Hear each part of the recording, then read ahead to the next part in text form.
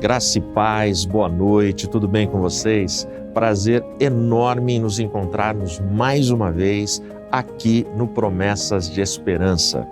E já começo te pedindo, deixa o seu like, é muito importante aqui para a TV Viva a Promessa, deixa o seu comentário, o seu pedido de oração, conta pra gente de qual cidade, de qual estado você está acompanhando essa programação, interage nos comentários. Quanto mais curtida, mais comentário, melhor para a visibilidade, para o crescimento do canal, ok? E também, não esquece, compartilhe esse link agora nas suas listas de WhatsApp, sua família, o pessoal do seu trabalho, para que o pessoal possa assistir agora também a reflexão na Palavra de Deus, o louvor que teremos, enfim, para que seja um momento edificante para mais pessoas. Hoje eu quero tentar responder com você uma pergunta. O que há de errado com o mundo? Fica aí com a nossa vinheta, na sequência eu volto para refletirmos na Palavra de Deus.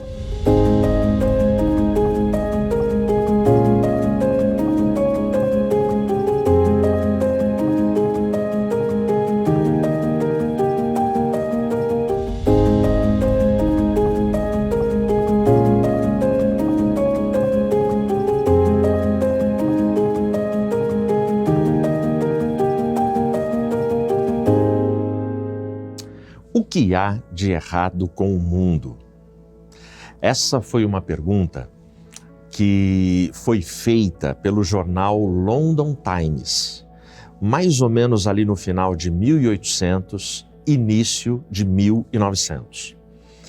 O jornal fez essa pergunta e pediu para que os seus leitores, os seus assinantes, enviassem ensaios, textos, contendo resposta para essa pergunta.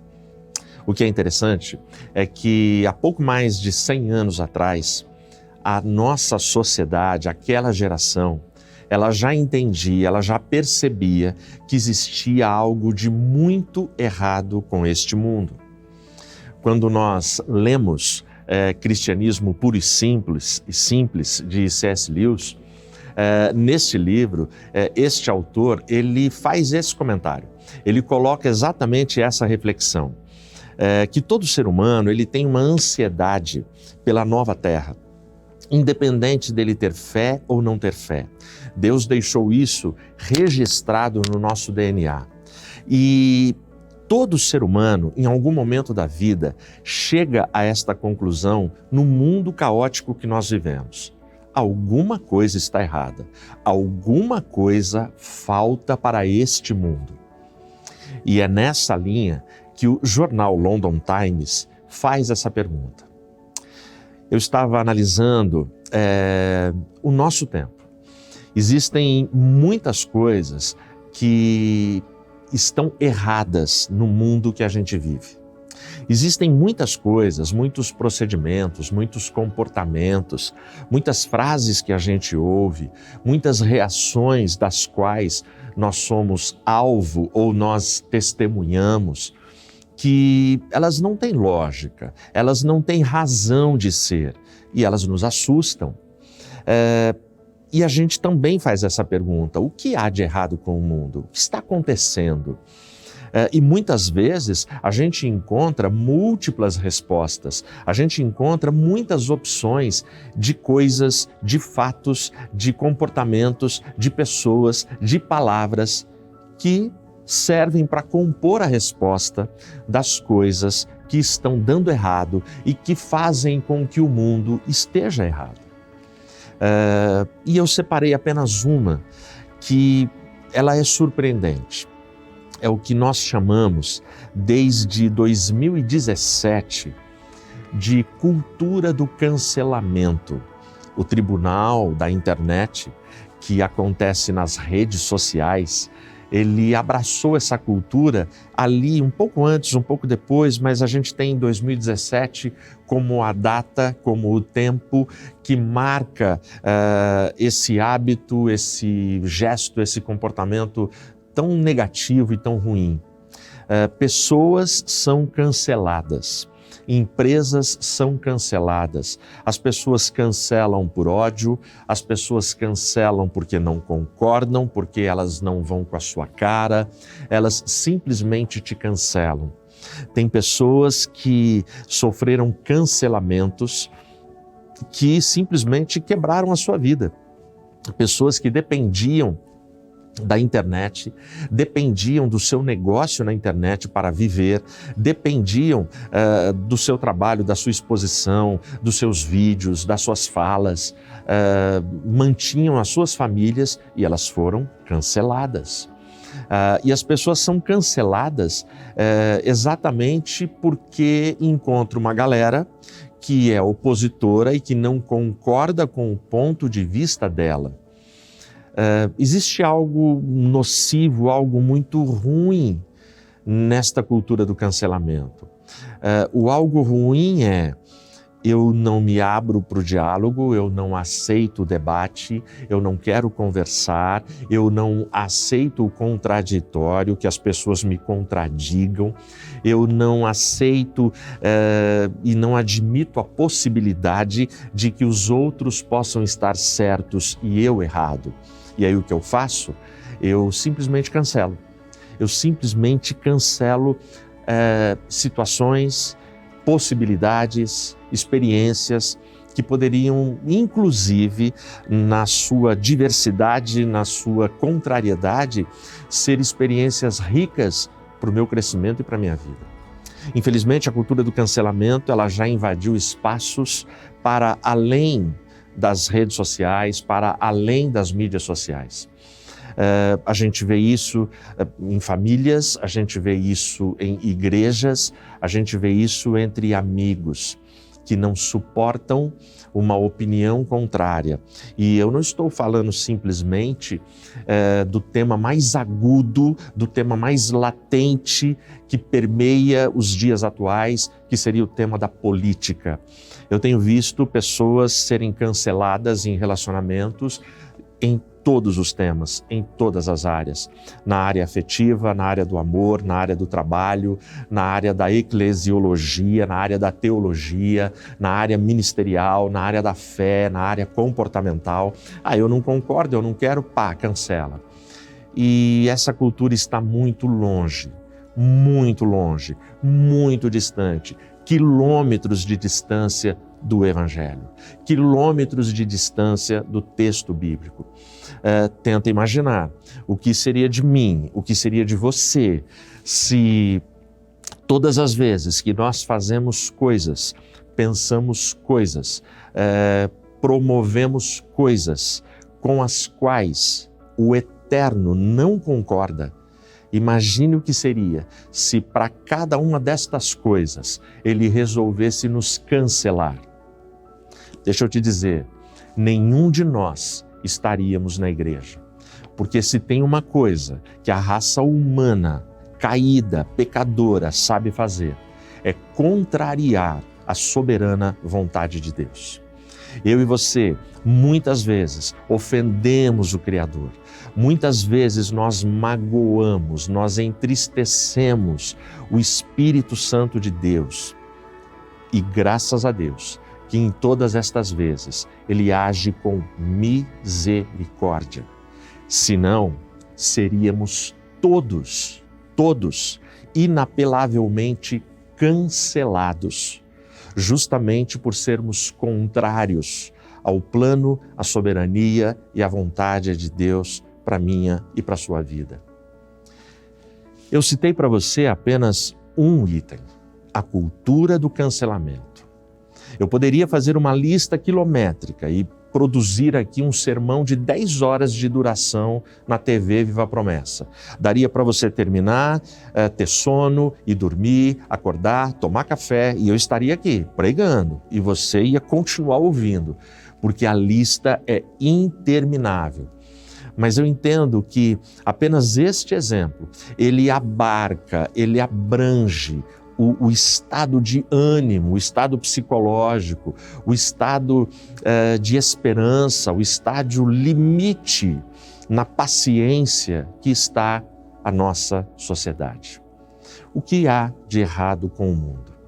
Eu vou ler para você aqui um versículo do profeta Isaías, porque se o London Times perguntou lá no final de 1800, início de 1900, jogou no ar, jogou no seu veículo de comunicação esta pergunta, o que há de errado com o mundo, a gente percebe que desde Gênesis 3, a causa deste sintoma se chama pecado.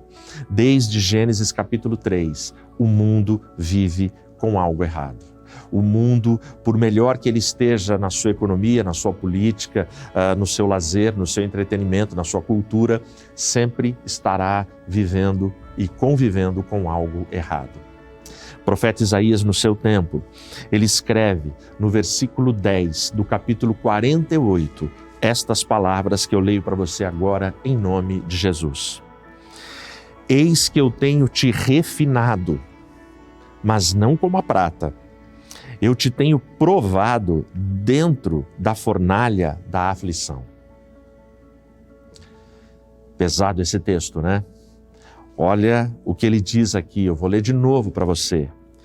Eis que eu tenho te refinado, mas não como a prata. Eu te tenho provado dentro da fornalha da aflição. Ora comigo agora.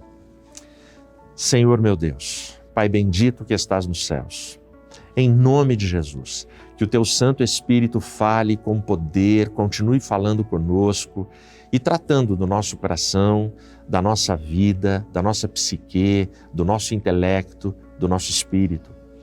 Pai, em nome de Jesus, vivemos num mundo caótico de muitos erros, mas sabemos que em Ti podemos andar por caminhos retos, planos e acertados.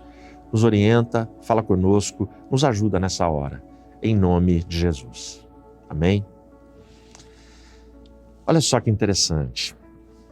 O texto aqui do profeta, esse texto, o contexto dele nesse capítulo, ele está falando exatamente para o povo cativo. Ele está falando e explicando para aquele povo o porquê do cativeiro. Então, ele vem com essa afirmação, eu te tenho refinado, mas não como a prata. E aí ele explica, eu te tenho provado dentro da fornalha da aflição. Aflição tem a ver com ansiedade, tem a ver com agonia, tem a ver com angústia. E aqui o profeta, ele é claro para o povo. Vocês estão sendo provados na fornalha da aflição. A palavra provados no hebraico é a palavra bashar. E um dos significados dela é escolher. Portanto, esse texto, ele pode ser lido também da seguinte forma: eu te tenho escolhido dentro da fornalha da aflição. E eu tenho para mim que escolhido seria uma tradução melhor para esse texto. Me colocaria muito mais próximo da mensagem desse texto. Eu te tenho escolhido dentro da fornalha da aflição. Quando eu penso em escolhido, a minha visão para as minhas aflições, a minha visão é mudada. A minha visão é impactada, a minha visão é transformada. E por que ela é impactada? E por que ela é transformada? Porque eu começo a pensar um pouquinho diferente. Eu estou na fornalha da aflição, da enfermidade. Eu estou na fornalha da aflição, da enfermidade, uma enfermidade incurável, uma enfermidade que a igreja está orando por mim, uma enfermidade que me atormenta, uma enfermidade que me coloca para baixo num leito, uma enfermidade que mudou a minha vida, virou a minha vida de ponta cabeça. Mas aí eu leio, você foi escolhido. Então eu fui escolhido. Porque o termo também tem o sentido de chamar. Portanto, eu fui chamado para a fornalha da enfermidade. Eu fui escolhido. Tem um propósito. Tem um propósito pelo qual eu estou passando por tudo isso. Tem um propósito para eu estar nesta fornalha. Ah, você está na fornalha profissional. Tudo, absolutamente tudo está dando errado. E qual é o problema de fornalha? E qual é o problema de aflição? Dessa mistura que eu acabei de explicar para você, ansiedade, agonia, angústia. Estes são os significados da palavra aflição. Qual o problema? O problema é que tudo isso nos coloca num vale de confusão. A gente fica em dúvida quanto à nossa fé, a gente fica em dúvida quanto à bondade, à misericórdia, à graça de Deus sobre a nossa vida. A gente fica em dúvida se nós estamos ou não estamos fazendo a vontade de Deus, uma vez que tudo está dando errado para a nossa história, para a nossa casa, para a nossa família. Mas o texto diz que aquele povo estava cativo, mas Deus estava refinando, estava provando eles na fornalha da aflição. Deus permitiu, Deus levou-os para o cativeiro para que eles pudessem ser refinados e aprendessem da lei dele, da vontade dele, da soberania dele, da providência dele. Talvez eu e você estejamos sendo escolhidos para algumas fornalhas que nós não sabemos responder, mas que elas acontecem. Por exemplo, Sadraque, Mesaque e Abdenego, eles foram lançados numa fornalha de fogo. A fornalha da aflição deles naquele momento foi uma fornalha literal e não apenas uma metáfora como aqui em Isaías. A fornalha daqueles três foi literal. E eles puderam ser provados, eles foram escolhidos para aquele momento, e eles foram provados, e eles saíram de lá aprovados. E quem testemunhou foi um rei pagão, não foi a igreja. Quem testemunhou foi Nabucodonosor. É Nabucodonosor que olha para a fornalha e ele vai falar para os seus guardas, para a sua corte, para o seu comitê: ué, nós colocamos 3, mas eu vejo 4. E o quarto é semelhante ao Filho dos deuses. Esse texto de Daniel, esse texto dessa passagem ali desses 3 jovens, me traz muito conforto e muito consolo. Porque Deus não livrou os 3 da fornalha. Portanto, existem muitas fornalhas que eu estou passando e que você está passando e que Deus não nos livrou de enfrentar a fornalha.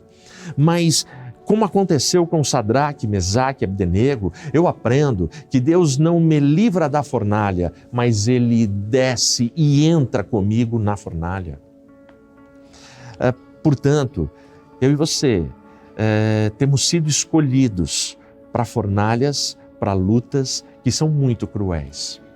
E nestas horas, quando a gente fica sem resposta, enquanto não chega o fim da fornalha e que a gente não consegue responder nada, são nessas horas que a gente pergunta: o que há de errado com o mundo? Jesus, ele não disfarçou, ele não amenizou, ele não escondeu essa realidade. Evangelho de João 16:33, ele fala que tudo que ele disse, tudo que ele escreveu, ele o fez para que nós tenhamos paz. Então, quando ele diz para que vocês tenham paz, no mesmo versículo, ele já explica o motivo. No mundo tereis aflições, mas tem de bom ânimo. Eu venci o mundo. Jesus Cristo. Então, lá em Isaías, 700 anos antes de Cristo, o profeta está falando de fornalha de aflições para o povo cativo. Aí Jesus vem e fala: no mundo vocês vão ter aflições. Aí lá em 1800, 1900, o London Times, o jornal pergunta: o que há de errado com o mundo?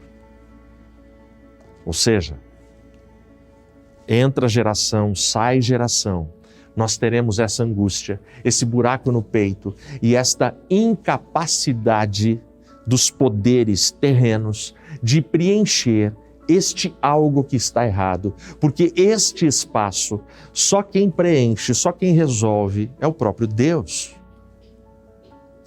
Voltando para a gente concluir na pergunta do London Times. Um dos muitos leitores, dos milhares de leitores que enviaram resposta para esse jornal, foi o grande teólogo, que é tão citado hoje em dia por todos nós, Chesterton. Chesterton mandou a resposta dele. E a resposta dele foi a resposta vencedora, foi a resposta premiada, foi a resposta que foi aclamada, reconhecida e divulgada pelo London Times. Chesterton mandou o menor texto. Teve gente que mandou ensaios de 100 páginas, 150 páginas, explicando as complexidades do mundo. Chesterton deve ter escrito a resposta dele num papel de pão, num correio elegante, que foi uma frase extremamente curta. Ele diz assim: senhores, vocês perguntam o que há de errado com o mundo. E na sequência ele simplesmente escreve: eu, assinado Chesterton. A resposta dele traz uma lição significativa para mim e para você. Quando nós reconhecermos que nós somos participantes dos erros que acontecem no mundo, então eu e você estaremos habilitados para participarmos dos acertos que Cristo quer proporcionar ao mundo. Primeiro eu confesso, primeiro eu admito, primeiro eu me arrependo e me coloco diante de Cristo, como pecador que sou e como alguém causador dos erros do mundo. Aí ele me ajuda, aí ele começa a falar para mim: Ed, você faz parte do erro? Ok, você faz. Você fez. Agora você vai fazer parte do acerto. E parte do acerto é estar nos caminhos de Cristo, o Senhor. Ele venceu o mundo. E se ele venceu o mundo, ele tem poder suficiente para nos capacitar com sua graça e misericórdia, para que a gente também caminhe e possamos levar acerto para esse mundo tão desesperado. Que Deus abençoe você, sua casa e sua família, no nome de Jesus. Amém.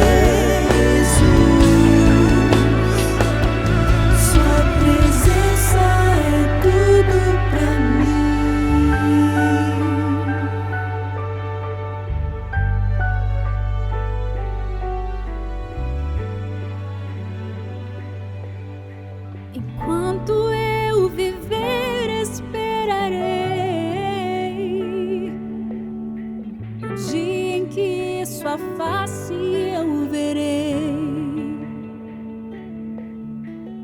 Nada neste mundo satisfaz. Tu és a fonte, nunca secará. Eu sei que nada neste mundo satisfaz. Só tu és a fonte, nunca secará. Tu és a fonte, nunca secará.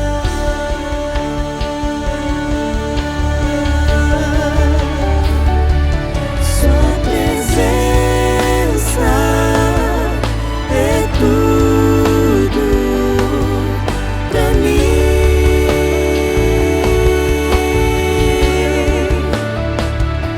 Sua presença é tudo pra mim.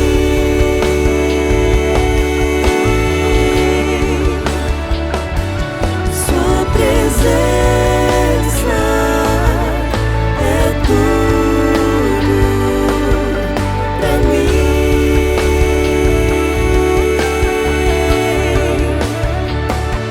Sua presença é tudo pra mim.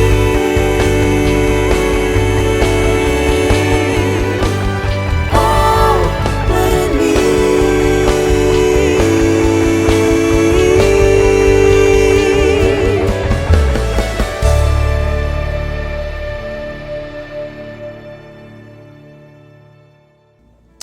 Amém, glória a Deus por esse louvor, por esse momento tão sublime aqui no Promessas de Esperança.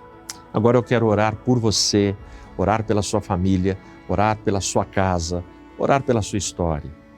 Eu sei que tem muitos corações aí aflitos nesse momento, outros que estão assistindo depois, em outros horários, outros dias, mas que igualmente todos enfrentam um tipo de fornalha de aflição, um tipo de aflição. Mas é confortador e consolador saber que o nosso Cristo, nosso Salvador, passou pelas piores aflições nesta terra, aflições que a gente nem consegue imaginar, mas Ele venceu. Portanto, Ele tem capacidade de nos fazer vencer também.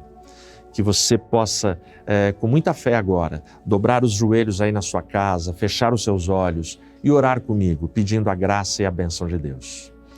Santo e poderoso, glória, honra e louvor ao Teu nome. Tu és digno, Senhor, da nossa adoração e do nosso louvor. Sê conosco, Pai. Abençoa Teu povo, abençoa os Teus filhos. Olha, Senhor, por cada pedido de oração que foi registrado aqui nessa live, nessa transmissão. Em nome de Jesus, alcança cada um com Teu amor, Teu poder e Tua graça.